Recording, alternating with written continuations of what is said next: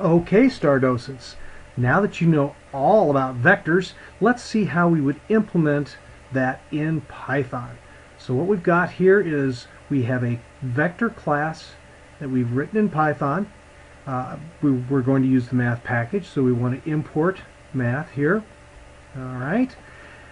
Then what we do is we have our class definition for the vector. We have our constructor, underscore, underscore, init, underscore, underscore.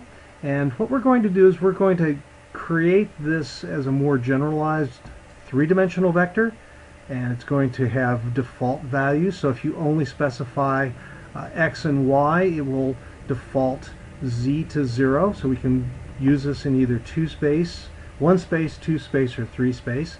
And the way this will work is the initializer or the constructor takes my input I and assigns it to self I, and so on. So I, j, and k relate to x, y, and z. The next thing we have is we're overriding the add function. So we're going to take our current vector, our self, and some other vector, and we're going to add the components of those vectors and create a whole new vector. So we're going to add this vector and another vector and return the results. We have another thing here for subtracting two vectors.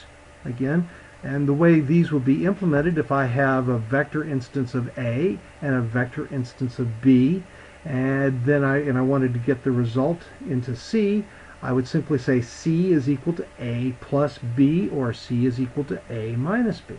So Python makes it very easy to override those addition and subtraction functions. I have a function here that uses the Pythagorean theorem to get the length of my current vector. Okay, I'm going to square I, square j, square k, sum those together, take the square root, and return a length. My dot product, okay, again a dot product here, is I take and I'm going to create the sum of the products of each one of the different components. So my self I times the other vector I plus self j times the other vector j, self k times the other vector j. Sum those all together. That gives me my resulting dot product. Cross product we'll come back and talk about later. That's very useful. That creates, as you can see, another vector. The next thing we're going to do here is we're going to have a helper function that's going to take my current vector and create a normalized vector. What a normalized vector is it's a vector with a value or an absolute length or an absolute value of 1. So what I do is I get my current length, I divide each one of my components by my length, and that creates a whole new normalized vector, and that gets returned. Say I want to know the angle in degrees between my vector and some other vector. So I take the other vector, I normalize it, take my vector, I normalize it, I do the dot product between those two normalized or unit length vectors. That's going to give me my cosine theta.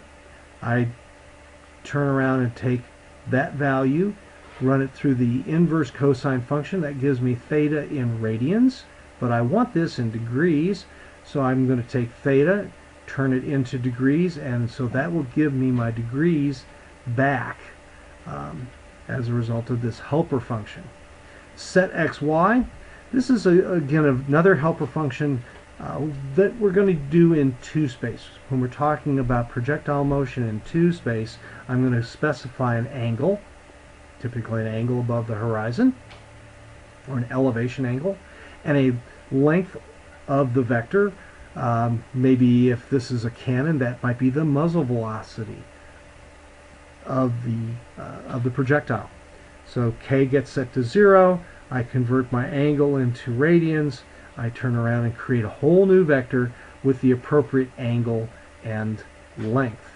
ToString formats the output of the various components, and my print function prints that formatted result out. So that's what's involved here in the vector class that we're going to be using in Python. We're going to be using this quite a bit.